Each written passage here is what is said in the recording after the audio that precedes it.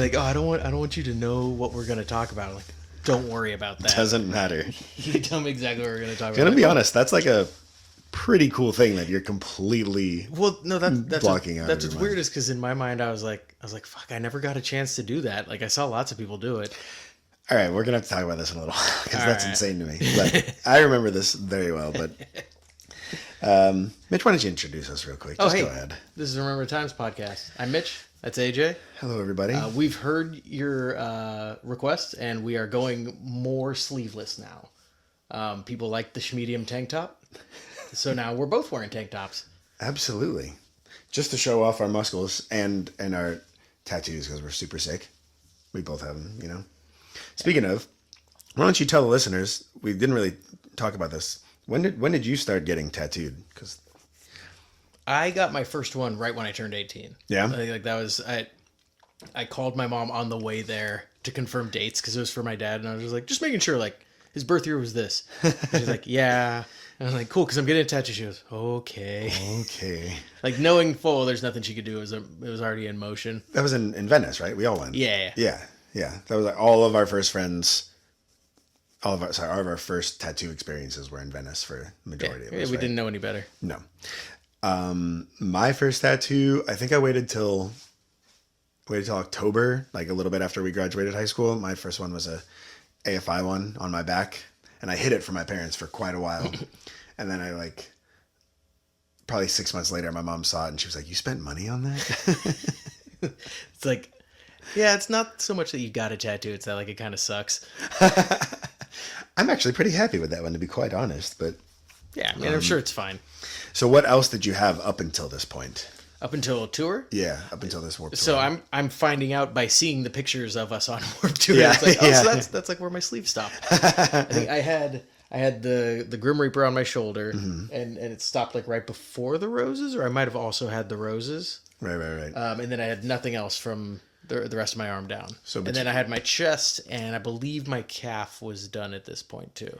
I remember going with you to that one as well. Because the calf was my last Venice Beach tattoo. Yeah. And it's a lyrics or a poem. It never got turned into a song, so it's a poem. Okay. It was a poem that I wrote, and I went to the tattoo artist, and he was like halfway through it, and he just looks up at me and goes, "Never get this much fucking text done, man. Like, this sucks." And I remember thinking like, "Oh, I'm so sorry." Really but wait sorry on the other hand, like, just do it. It's your job. Yeah, you signed up for it. You could have. I paid you for it. Yeah, right? you could have said no. Like I showed you a picture. I showed you the lyric sheet. Yeah, I had. What did I have? All right, so I had that. I had the bottom of my back, which was "Remember the Times." Yay, podcast name. Hey, that's the name of this show, right? I had my ankle. I had the Roman numeral 4 on my ribs, which was the I'm Arthur Joseph Bartholomew the Fourth. So I got that. Pretty clever, you know. Right? AJ the Quattro. Yeah. And then I had SB&C. I still have it. SB&C hidden in a bouquet of roses on my chest down to my stomach. Arms were completely clear up to this point. Only reason I'm bringing this up is because we're all gonna get tattooed in this episode. This isn't just like tattoo tour with like, hey, check out our bodies, look at our tattoos. It is relevant to the story today. We're all getting tattooed. That's what I was promised, at least. In this episode, anyways. Not today, the first day. But sure. Anyway, so we left off after Denver, right? Mm-hmm. And we have a day off to drive the 800 miles, I think it is, to Phoenix, which was very hot. We stopped. I think we all got like 24-hour memberships. Do you remember that? To like try and shower on the off days? We planned this out in advance that we were like, let's all just sign up for 24-hour fitness. So anyone that we see anywhere in the country, we can stop and use their facilities. I don't think we all had them. I think like half the band did. And the idea was that like the pictures were so grainy on the IDs that maybe we could like swap. Because I remember a couple times like not being able to get in. Well, probably because Sean gave them a gym membership, and they're like, "You don't have a gym membership." They look them up and down. Well, I mean, now you like scan your fingerprint to get in. They like, take a vial of blood. It's insane. To go to 24-hour fitness.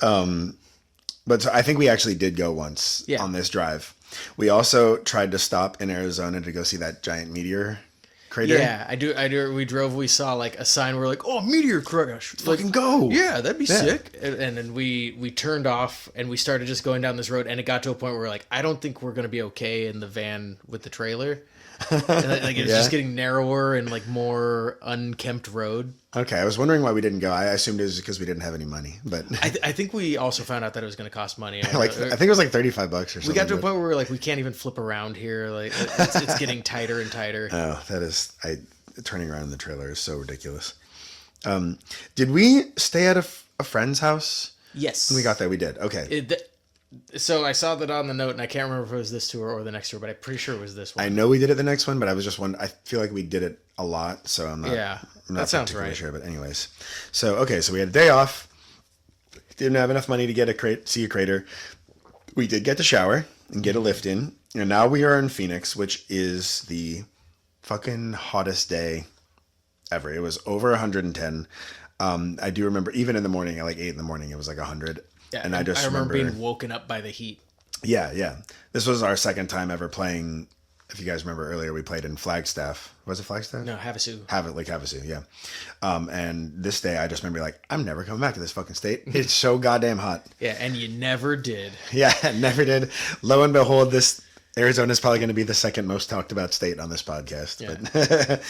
But Yannick ended up getting from Fathom got heat stroke that day. The bass player. I remember. Yeah, the bass player. Bass player from Fathom. Yeah. From Fathom. Our tour mates. Friend of ours. And he. Hi, Yannick, if you're listening. I don't think he's listening. Maybe not. Who knows? He follows us on Instagram. Oh, okay. Well, that's nice of him. Yeah. I remember this because that was when it became real. Like, oh shit! Like there's potential peril. Yeah. It wasn't the almost getting shot that did it. It was like, oh yeah, we're out in the sun like all day. 110. This venue, I think it was a Verizon Wireless. I would say a good 90% of the venues on Warped Tour are all Verizon Wireless theaters. Am I right in remembering that? And I also remember that a lot of the places that we went, you would see that other bands or other like acts were on the same kind of tour route. Yeah. They were either right before us or right after us. Every Verizon Wireless amphitheater we landed at. Yeah. Oh, you know what? No. Is the Cricket Wireless. I don't think it's still called that. Sure. But it was then. Yeah, most definitely not. Yeah. But so I remember this day there was 2 entrances to Warped that day.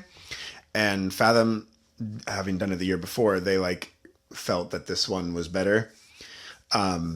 Maybe it was the year before, but this year we definitely picked the wrong one because I think we played to like 5 people that day. That was really? It was really bad. Yeah. Oh, that's rough. Yeah. So that was bad.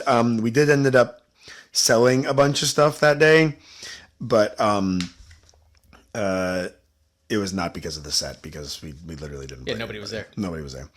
I do remember we kind of had a really good view of the Ernie Ball stage, and so we got to watch Authority Zero play that day. And I don't know if you remember, Jason climbed all the way up to like the top of the stage, like singing down off of everyone there. I remember that being one of the most like impressive live shows that I'd seen so far. Mm-hmm. Authority Zero rocks live. You should go watch them if you guys get a chance. They're going to come up a lot on this podcast as well. And let's see what else happened that day. I remember, I don't know why I remember this, but for some reason I remember seeing an I Set to Kill poster that day to play on the Ernie Ball stage. I don't know if that name rings a bell to you at all. Never heard of him. Never heard of him? Me neither. But I remember seeing it that day. Yeah.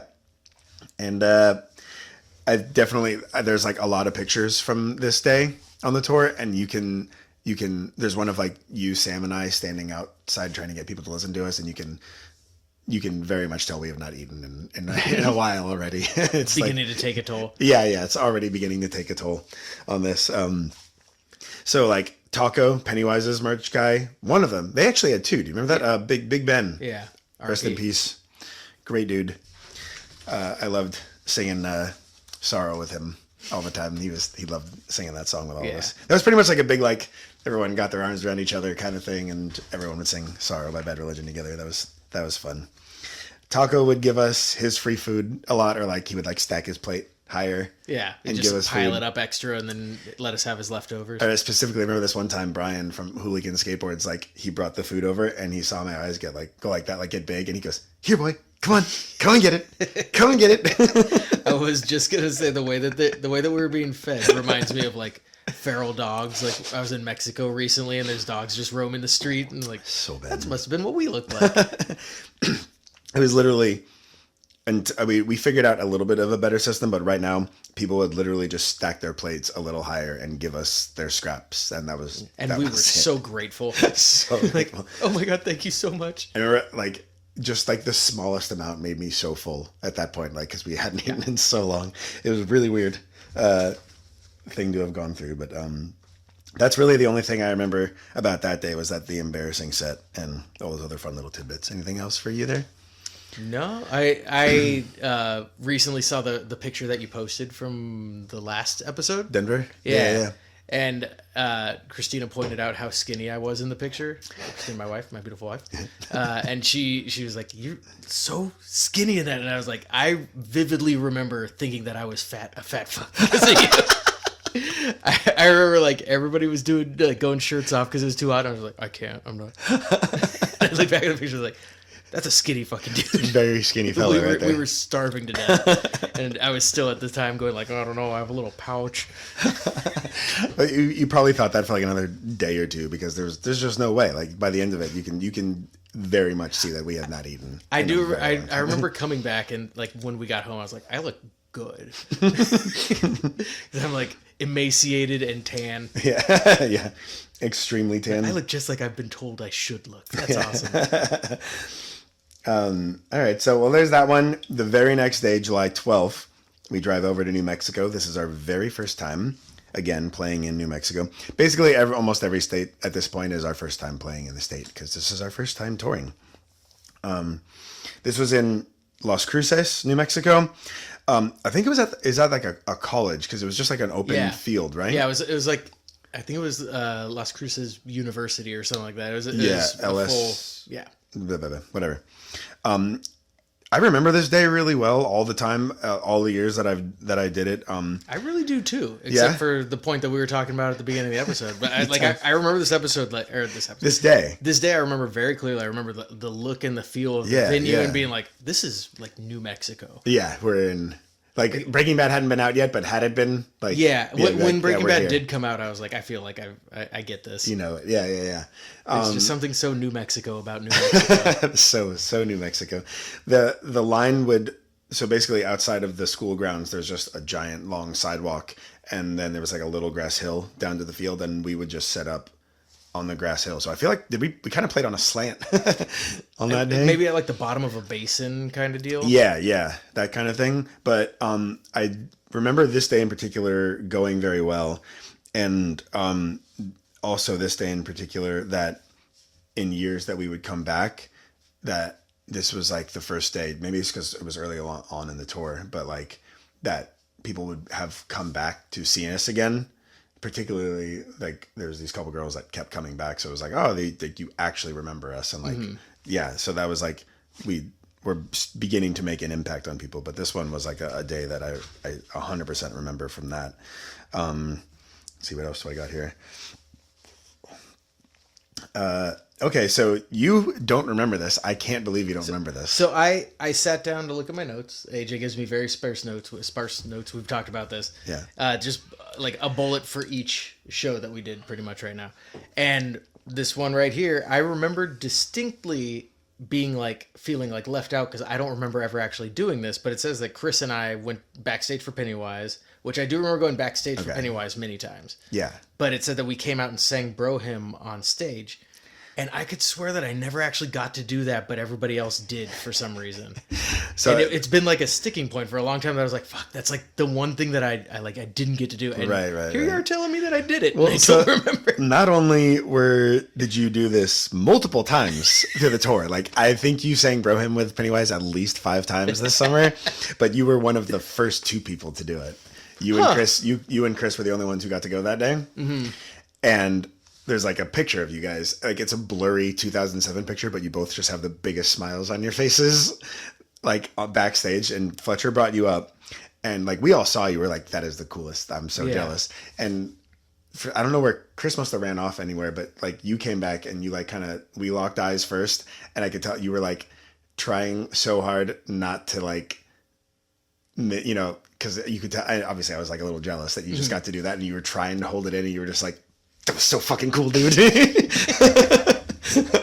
Apparently had a huge impact on me. Yeah, apparently, yeah. Well, just singing one of your favorite bands. As you're describing it, I remember all those feelings. I remember I have a vague memory of Fletcher kind of signaling like come on out. Okay. But like I don't know where this feeling came from that I didn't get a chance to do that. And that's weird. Been so much like stronger for so long that I don't know. Yeah, it's weird. It's a very weird thing, man. I mean, you're telling me it happened. It must have happened. There's photographic evidence. I mean, I also feel like it'd be really weird for me to like be making up memories of you. Yeah, telling me how cool it was. That would be counter to the point of this entire podcast. Yeah. You could just tell me fucking anything. Shouldn't have drank so much, dude. I don't think we were drinking that much at this point. I mean, we were drinking like we mentioned before. Like we'd get maybe a case of Pabst Blue Ribbon. Okay, so on the tour you weren't drinking that much. Yeah, no, at school I was for sure. Yeah. But that's because I lived in a fraternity house. Yeah. So that's that. That was that day. I think there was like that one always has a really fun barbecue afterwards as well, which I think in years later it's going to come up again and again. But this one was really, really fun. I just remember that. And then we're off to our first time playing in Texas. This is July 13th, 2007. In Selma, Texas, which is basically on the flyer, it says San Antonio, but it's actually Selma. Just outside of San Antonio. Yeah, well, I mean, I think basically like they put like the big city that it's near. Yeah. But so this was Friday the 13th. Yes. Not only was it Friday the 13th, it was the 13th year of Warped Tour as well. So that's people end it. I don't actually remember playing this day. But oh my God, dang it. I forgot something in New Mexico. I was going to ask because I feel like, did something happen at the after party at New Mexico? Like fire related? Or was that a different day? That's later. That's later. Okay. Yeah. No, the only other thing is we got, so Fuse was an MTV show. Yeah. We got interviewed in New Mexico, as per Sean's article. We got interviewed for a whole Fuse thing, us and Fathom did. And they actually also filmed, after the interview, Fathom talked about how they would bring Chris up on stage to do some screaming for one song. So then they went and filmed Fathom's set that day and got footage of Chris screaming with them. Then this day, on the 13th, they actually filmed our whole set, as per Sean's article. Okay. I never saw it. Don't think it was used. Must have been really good. Fathom's set was used and Fathom's interview was used. None of ours was used. So that's kind of a bummer. But yeah, sucks for us. We're obviously like, we had the gift for gab. We were great on TV. Obviously. I mean, the NBC show. All right, so that's a couple strikes against us. See, what we should have always been doing is buy our own fucking cameras and do it ourselves. Nobody will put us up. We'll put us up. But anyways, so so we played and we got filmed, but to no avail there. I remember we got set up next to Authority Zero's merch tent that day, and their original drummer, I forget his name, but he had a megaphone that day, and he was just being silly with it, yelling at everybody. I don't know if you remember that at all. I do. I mainly remember that because there was a big argument going on in our tent next to, and we were trying to argue while this guy was yelling on the megaphone the whole day. What were we arguing about? Well, so since it was Friday the 13th, and it was the 13th year of Warped Tour, the tattoo bus was giving out number 13 tattoos, lucky 13 tattoos. Have we mentioned that there's a tattoo parlor in a bus that follows Warped Tour? I don't know. Did we? Well, if not, there is one. There's a tattoo parlor in a bus, and there's a couple tattoo artists that stay in the bus and just tattoo artists. And it's fucking awesome. Tattoo the musicians and roadies and everything. Oliver Peck, you might have seen him on what is that, Ink Masters? Ink Master, yeah. Yeah, he's like the main guy, and he just goes and brings all his friends, and they just literally just tattoo the bands and the crew. Whoever wants to get tattooed, for a nominal fee, much cheaper than you would normally get an Oliver Peck tattoo for. Sure. But so anyways, so this day, we were like, you know what, let's fucking do it. I think you and I might have been the only ones who had tattoos at this point. Yeah, potentially, right. But everyone had agreed we're gonna do it. We're gonna go in line. You and Chris went first to go get them during the day. We were gonna go in like twos so people could man the tent and still sell stuff. And where did you get yours? I got mine on the back of my arm. I can't tell if it's reading on the camera or not, but it's in there somewhere. It was so I had this part and then just tacked it on at the end, expecting to fill in the rest. Yeah. And Chris got his on his ankle, and then Josh and Sam went as well, and they got theirs on their ankle too. And then Sean was very resistant to getting one at first. And that's where the argument was, you know. The argument was us peer pressuring him into getting his first tattoo. Basically, but it was very. Were we the bad guys? It was very much upsetting Chris as well. That he wouldn't do it. Yeah, pretty much just because I guess like after however long we had been playing with, it felt like we finally go from selling no merch and playing to like usually 30 people a day to being on the most giant tour in the world. Yeah, so it's kind of like this is the time. Tapper. Yeah. If you're holding off from getting a tattoo because you think you're going to do something else, then it's kind of I could see it being a point of contention. Absolutely, but it also, you know, I mean, honestly, neither our parents are and still not happy about it. But sure. Your dad told me that he just doesn't see them when he looks at you. Like he just looks right in your face. So he can't look at me then. Somehow looks past your piercings, but he's like I just don't look from his chin down. But yeah, Sean's parents definitely were not stoked on that either. But you know, it just seemed like such a, you know, it's a small one. You can get it somewhere not visible at all, and it just seemed like something that a good thing to do as a group for such a momentous thing. You're going to be the one guy who doesn't get it. And we really all wanted to. I'm back on our side now. Yeah. God damn it, Sean. Get it, Sean. Get more tattoos. I feel like, you know, just generally Chris is more vocal than most, so he was just getting a little more upset. But so Sean just went off and kind of like had to think about it for a while, and then he came back. He's like, "All right, let's fucking go." And I was the only other one who hadn't gotten it yet, so I went with him, and I took some pictures of him while he got it, and oh my god, they're so funny. He's just writhing in pain, like ah. But I remember so Sean and I were standing in line next to like Howie from Killswitch. Like we're getting the same tattoo as. That was the other thing that was cool is you get in line for it, and it was like a pretty good, decent sized line. Yeah, because everybody was getting the tattoos, but like you'd see the singer from Killswitch Engage, like a few people in front of you. You'd see like people from all these different bands. They're like, yeah, I'll go get a fucking 13 added to my like one of my 2 sleeves. Yeah, exactly. I have mine like smack dab in the middle of the chest, in my chest, like in the middle of the bouquet. It's like I don't know. It's kind of hard to see, I suppose, but So I got mine. So we all have Oliver Peck tattoos, which is also pretty cool. Was Oliver Peck did all of the 13s that he did Sean and I's. I just assumed he did yours as well. Probably. But that was 17 years ago, so maybe I'm wrong. I just feel like he must have had help.